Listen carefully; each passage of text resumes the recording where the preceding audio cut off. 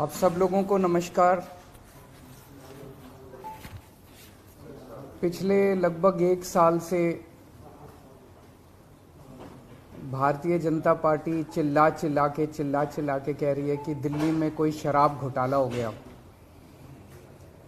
और देश की जो भी सबसे बड़ी से बड़ी जांच एजेंसियां हैं वो अपना सारा काम धंधा छोड़ के इस शराब घोटाले की जांच में लगी हुई हैं। तो मैं समझता हूं कि उनको अब तक तो शराब घोटाले के सब कुछ मिल ही गया होगा, सारा पैसा भी मिल गया होगा, सब कुछ मिल गया होगा। तो पहले 2-3 मिनट में इसी पे चर्चा करना चाहूँगा कि शराब घोटाले में जांच एजेंसियां कैसी जांच कर रही है, क्या मिला अभी तक। इसमें मनीष सिसोदिया जी जो कि फाइनेंस मिनिस्टर थे, डिप्टी चीफ मिनिस्टर थे, उनके ऊपर सबसे बड़ा आरोप ईडी ने और सीबीआई ने लगाया है कि मनीष सिसोदिया जी ने अपने 14 फोन तोड़ दिए। तो इन्होंने सबूत खत्म करने की कोशिश की। ये सारी जांच वांच करने के बाद इन एजेंसीज ने मनीष सिसोदिया पे आरोप लगाया कि 14 फोन तोड़ दिए। ये ईडी की चार्जशीट है,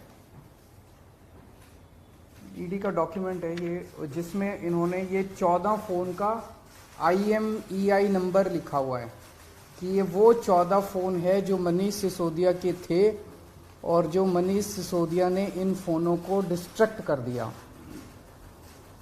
ये ईडी के डॉक्यूमेंट में है। इसी के बाद ईडी की सीजर मेमो है। ईडी कुछ भी सीज करता है तो उसको मेमो, इन 14 में से ईडी खुद ही कह रही है सीजर मेमो कि 4 फोन हमारे पास हैं। ये इनका सीजर मेमो है, इंपाउंडिंग ऑर्डर 18 मार्च 2023 का और इंपाउंडिंग ऑर्डर 5 जनवरी 2023 का। 4 फोन उसमें से इनके पास हैं और एक सीबीआई का ये डॉक्यूमेंट है, एक फोन सीबीआई के पास है। तो 14 में से 5 फोन तो इनके अपने पास ही हैं जो कह रहे हैं कि मनीष सिसोदिया ने तोड़ दिए। उन 14 में से 5 फोन ईडी और सीबीआई के कब्जे में हैं, बाकी 9 फोन। तो जब इन्होंने ये आरोप लगाया, हम तो छोटे लोग हैं, हमारे पास इतने साधन नहीं थे, लेकिन फिर भी अपने सीमित साधनों से पिछले महीने 1.5 महीने में हमने भी थोड़ी जांच करी तो पता चला बाकी मोस्टली फोन, एक आध को छोड़ के वो भी पता चल जाएगा का, मोस्टली फोन जिंदा हैं, कोई ना कोई इस्तेमाल कर रहा है। और उन फोन को कोई वॉलंटियर के पास है, कोई कहीं है, कोई कहीं है, कोई ना कोई इस्तेमाल कर रहा है। वो मनीष जी के फोन नहीं है, वो कोई ना कोई इस्तेमाल कर रहा है। वो फोन जिंदा हैं और ये फैक्ट कि ये फोन जिंदा हैं ये ईडी को भी पता है और ये सीबीआई को भी पता है। सो ईडी ने और सीबीआई ने झूठ बोल के ओथ पे, एफिडेविट पे कोर्ट को गुमराह किया और झूठा सबूत उन्होंने कोर्ट के सामने पेश किया, क्योंकि सच तो कुछ मिला नहीं, कुछ था ही नहीं, शराब घोटाला कुछ है ही नहीं, तो निकाले क्या। तो उन्होंने झूठ बोल के मनीष सिसोदिया को फंसाने की कोशिश की, कोर्ट को झूठ बोला। अब ये रोज किसी ना किसी को पकड़ लेते हैं, किसी ना इसको गिरफ्तार कर लिया, उसको गिरफ्तार कर लिया, ये कर लिया। एक कोई चंदन रे, और उनको टॉर्चर कर करके, धमकियां दे दे के, मेंटली टॉर्चर करके, फिजिकली टॉर्चर करके, 3rd डिग्री करके उनसे केजरीवाल का नाम ले लो, मनीष सिसोदिया का नाम ले लो, इनको फंसाओ, उनको किया जा रहा है। कोई चंदन रेड्डी है, हम तो जानते भी नहीं है कौन है। चंदन रेड्डी को इतना मारा, ये उसकी मेडिकल रिपोर्ट है। चंदन रेड्डी की मेडिकल रिपोर्ट में लिखा है, patient has alleged trauma to both ears and face by ED officers on 16 September 2022 and 17 September 2022। Patient ने दोनों कानों पे और फेस पे ईडी ऑफिसर्स के द्वारा पिटाई हुई 16 सितंबर और 17 सितंबर को, ऐसा कहा। पेशेंट कंप्लेनिंग ऑफ, ये है कि सुनाई नहीं दे रहा, और jaw pain on opening mouth. और इन्वेस्टिगेशन पे पता चला right ear mild to moderate mixed hearing loss, left ear severe to profound mixed hearing loss. उसके कान के पर्दे फट गए, उसको सुनाई नहीं दे रहा। ऐसा चंदन रेड्डी से ईडी क्या उगलवाने की कोशिश कर रही थी, उसको क्या कहने का दबाव डाला जा रहा था कि उसकी इतनी पिटाई करी कि उसके कान के पर्दे फट गए। उसको किस कागज पे दस्तखत करने के लिए कहा जा रहा था, और उसने झूठ बोलने से मना कर दिया तो उसकी पिटाई की उन्होंने। इसके बाद अरुण पिल्लई हैं कोई, उनको धमकियां दी गई, टॉर्चर किया गया, उन्होंने अपना बयान वापस ले लिया अगले दिन। उस दिन तो उनसे कुछ लिखवा लिया, कहीं साइन करा लिया, लेकिन उसके 2-4 दिन बाद उन्होंने कोर्ट में बयान दिया कि मुझे टॉर्चर करके बयान लिया गया। समीर महेंद्रू से टॉर्चर करके बयान लिया गया, उन्होंने अपना बयान वापस ले लिया। मनस्विनी से टॉर्चर करके बयान लिया गया, उन्होंने अपना बयान वापस ले लिया। भूषण बेलगवी से टॉर्चर करके, ये 5 नाम तो मेरे पास ही हैं, पता नहीं ऐसे कितने लोग हैं जिन लोगों को टॉर्चर कर करके बयान लिए गए। ये हो क्या रहा है? एक के बाद एक, एक के बाद एक, एक के बाद एक, जितने लोगों को ये बुला रहे हैं सबको मारते हैं, पीटते हैं, टॉर्चर करते हैं। एक ऐसा व्यक्ति है जिसे एक कमरे में उस व्यक्ति को बिठा रखा था, दूसरे कमरे में उसकी वाइफ को और उसके पिताजी को बिठा लिया, और उसको बोलते हैं कि या तो इस कागज पे साइन कर दे, नहीं तो तेरी पत्नी को और तेरे पिताजी को भी जेल भेज रहे हैं। ये चल क्या रहा है? मैं प्रधानमंत्री जी से पूछना चाहता हूं, ये चल क्या रहा है? जहां कोई घोटाला नहीं हुआ वहां पे कोशिश की जा रही है जबरदस्ती करके, लोगों से जबरदस्ती करके, मार के, पीट के, धमकियां देके बयान लिखवाने की। एक व्यक्ति है, उससे कहा गया कि कल देखते हैं तेरी बेटी, उसकी 2 जवान बेटियां हैं, कल देखते हैं तेरी बेटी कॉलेज कैसे पहुंचती है। ये जांच चल रही है इन लोगों के। एक व्यक्ति है, उसके वकील ने कोर्ट में खड़े होकर कहा कि हमारे मुवक्किल के, मेरे मुवक्किल के ऊपर दबाव डाला जा रहा है कि दिल्ली के पॉलिटिशियंस का, कोर्ट के अंदर खड़े होकर उसने बोला कि मेरे मुवक्किल के ऊपर दबाव डाला जा रहा है कि आप दिल्ली के पॉलिटिशियंस का नाम लीजिए। ये इनकी जांच चल रही है। इस सारी जांच करने के बाद, 1 साल जांच करने के बाद, ये आरोप लगाते हैं कि 100 करोड़ रुपए की रिश्वत ली गई और दी गई। वो 100 करोड़ रुपया कहां है? एक नया पैसा कहां है वो 100 करोड़ रुपया?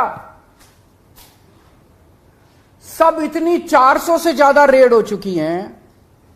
मनीष सिसोदिया जी के घर पे रेड हो गई, इतने सारे दूसरे लोग, वो पैसा है कहां? एक नया पैसा नहीं मिला 100 करोड़ रुपए का, ना कोई ज्वेलरी मिली, ना कोई मनीष जी के घर पे गद्दे भी फाड़ दिए इन्होंने, उनके गांव भी हुआ है, उनके बैंक लॉकर भी छान मारे, कुछ नहीं मिला 100 करोड़ में से। फिर आरोप लगाया कि 100 करोड़ रुपया गोवा के चुनाव में इस्तेमाल हुआ है। जी, गोवा के हमारे जितने वेंडर्स थे जिनसे हमने काम कराया था, सारे वेंडर्स पे रेड मार चुके ये लोग। सारे वेंडर्स को इन गिरफ्तार कर करके स्टेटमेंट ले चुके, वहां कुछ नहीं मिला, सारी पेमेंट चेक से हुई है हमारी। सारा हिसाब किताब इलेक्शन कमीशन को दिया हुआ, वहां भी कुछ नहीं मिला। गोवा चुनाव के अंदर इनको धेला नहीं मिला, तो पैसा गया कहां? अगर रिश्वत ली तो पैसा गया कहां? अरे पैसा तो तब मिलेगा ना जब रिश्वत ली गई होगी और रिश्वत दी गई होगी। आज मैं इस प्रेस कॉन्फ्रेंस में कह रहा हूं कि 17 सितंबर को शाम को 7 बजे मैंने नरेंद्र मोदी को 1000 करोड़ रुपए दिए थे। कर लो गिरफ्तार उनको। ऐसे तो कोई भी इस देश में खड़ा होकर कुछ भी कह देगा। मैं कह रहा हूं कि नरेंद्र मोदी को 17 सितंबर की शाम को 7 बजे मैंने 1000 करोड़ रुपए दिए थे। गिरफ्तार करोगे इस बेसिस पे नरेंद्र मोदी को? भाई मेरे पास कुछ सबूत तो हो कहने का। कोई तो मैं कहूंगा भाई मेरे पास ये सबूत है, मैंने दिए थे। ऐसे ही कोई कुछ भी खड़ा होकर कह देगा और गिरफ्तार कर लोगे। 100 करोड़ रुपए दिए, 100 करोड़ रुपए दिए गोवा चुनाव। अरे कहां है सबूत? कोई सबूत नहीं है। ये पॉलिसी इतनी शानदार पॉलिसी थी, ट्रांसपेरेंट पॉलिसी थी, जो भ्रष्टाचार खत्म कर देती पूरे के पूरे शराब सेक्टर में। ये इस बात से साबित होता है कि ये पॉलिसी जब पंजाब में लागू की गई, पूरी कॉपी पेस्ट पॉलिसी है, जब पंजाब में लागू की गई तो इस पॉलिसी से 50% रेवेन्यू 1 साल के अंदर बढ़ गया। 50% रेवेन्यू। दिल्ली के अंदर इन्होंने लागू नहीं की करने दी, पंजाब के अंदर इनकी चली नहीं क्योंकि पंजाब एक फुल स्टेट है। तो मैं मोदी जी को कहना चाहता हूं, मोदी जी अगर केजरीवाल भ्रष्टाचारी है तो फिर इस दुनिया के अंदर कोई ईमानदार नहीं है। मुद्दा भ्रष्टाचार है ही नहीं, मुद्दा भ्रष्टाचार की जांच है ही नहीं, मुद्दा शराब घोटाला है ही नहीं। ऐसा शख्स देश का प्रधानमंत्री जो सर से लेकर पैर तक भ्रष्टाचार के अंदर डूबा हुआ है, उसके लिए भ्रष्टाचार मुद्दा कैसे हो सकता है? पिछले मार्च के आखिरी हफ्ते के अंदर मैंने इतने सारे असेंबली के अंदर इतने सारे गिनाए थे भ्रष्टाचार जो इन्होंने किए हैं, इतने भ्रष्टाचार गिनाए थे। इन्होंने तो मेरे को तभी कह दिया था उस दिन, जिस दिन असेंबली में मैंने स्पीच दी थी, शाम को संजय सिंह का मैसेज आया कि अरविंद जी अब अगला नंबर आपका है। कल सत्यपाल मलिक जी ने एक इंटरव्यू दिया, मैं वो सुन रहा था। सत्यपाल मलिक जी ने कहा मोदी जी को भ्रष्टाचार से कोई परहेज नहीं है। ये मैं तो नहीं कह रहा हूं, ये तो उनके अपने गवर्नर कह रहे हैं। सत्यपाल मलिक जी कौन है? सत्यपाल मलिक जी मोदी जी के बहुत खास लोगों में गिने जाते थे। उन्हें पहले उन्होंने जम्मू कश्मीर का गवर्नर बनाया, फिर उन्हें गोवा का गवर्नर बनाया, फिर उन्हें मेघालय का गवर्नर बनाया। उन्होंने कहा कि मेरे जो इंटरेक्शन हुए मोदी जी के साथ उसमें पता चला है कि मोदी जी को भ्रष्टाचार से किसी तरह का परहेज नहीं है। उसी इंटरव्यू में उन्होंने कहा कि इन लोगों के कुछ मुख्यमंत्री हैं जो भ्रष्टाचार करते हैं, खूब पैसे इकट्ठे करते हैं, लेकिन वो सारा पैसा मुख्यमंत्री अपने पास नहीं रखते, वो पैसा ऊपर भेजते हैं और वहां से वो पैसा उनकी दोस्त की कंपनियों के अंदर इन्वेस्ट होता है। मैंने भी तो इसी तरह का कुछ कहा था अपने उसमें। तो चलो मेरी बात तो नहीं मानी, अब तो गवर्नर इनके अपने गवर्नर कह रहे हैं। तो ऐसा व्यक्ति जो इतना भ्रष्टाचार कर रहा है उसके लिए भ्रष्टाचार मुद्दा हो ही नहीं सकता। उनके लिए भ्रष्टाचार मुद्दा थोड़ी है। तो फिर ये आम आदमी पार्टी के पीछे क्यों पड़े हैं? 75 साल के भारत के इतिहास में किसी एक पार्टी को इतनी बुरी तरह से टारगेट नहीं किया गया जिस तरह से आम आदमी पार्टी को ये लोग टारगेट कर रहे हैं। नंबर 2 को गिरफ्तार कर लिया, नंबर 3 को गिरफ्तार कर लिया, और उनको गिरफ्तार करने का तो मकसद इनका यही था कि मेरी गर्दन तक पहुंचना। तो अब ये मेरे पीछे पड़े हैं, मुझ तक पहुंचने की कोशिश कर रहे हैं। किसी पार्टी को इस तरह से नहीं टारगेट किया गया जिस तरह से आम आदमी पार्टी को टारगेट किया गया। उसका एक कारण है, वो कारण है कि 75 साल के बाद आम आदमी पार्टी ने इस देश को एक ऐसी उम्मीद दी है जो कि कोई पार्टी नहीं दे पाई। गुजरात के अंदर 30 साल से बीजेपी की सरकार है, उसमें 12 साल प्रधानमंत्री मोदी जी खुद वहां पे मुख्यमंत्री रहे। 30 साल के अंदर ये एक सरकारी स्कूल ठीक नहीं कर पाए, एक भी सरकारी स्कूल ठीक नहीं कर पाए। जब मोदी जी को फोटो खिंचवाने के लिए सरकारी स्कूल में जाना था तो एक टेम्पोरेरी क्लास, एक टेंट के अंदर टेम्पोरेरी क्लास बनानी पड़ी इनको फोटो खिंचवाने के लिए। फोटो खिंचवाने लायक सरकारी स्कूल भी नहीं बना पाए। और 5 साल के अंदर दिल्ली के हमने सारे सरकारी स्कूलों का कायाकल्प कर दिया। 5 साल के अंदर हमने सारे सरकारी स्कूल ठीक कर दिए।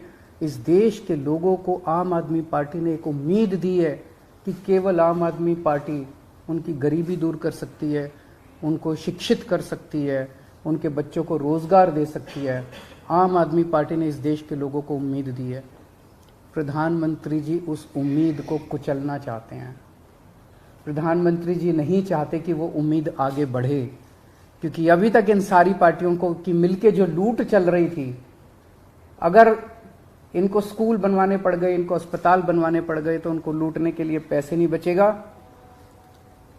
तो कल इन्होंने मेरे को बुलाया है, मैं जाऊंगा कल सीबीआई में, और मैं फिर से अंत में यही कहना चाहता हूं कि प्रधानमंत्री जी, अगर केजरीवाल चोर है, केजरीवाल भ्रष्टाचारी है, तो इस दुनिया में कोई ईमानदार नहीं है।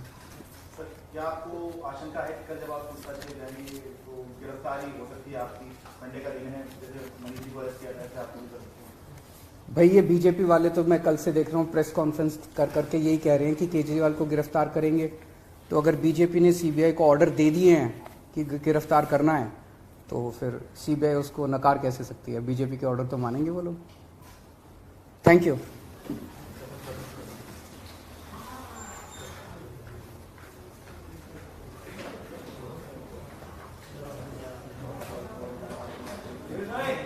कौन सर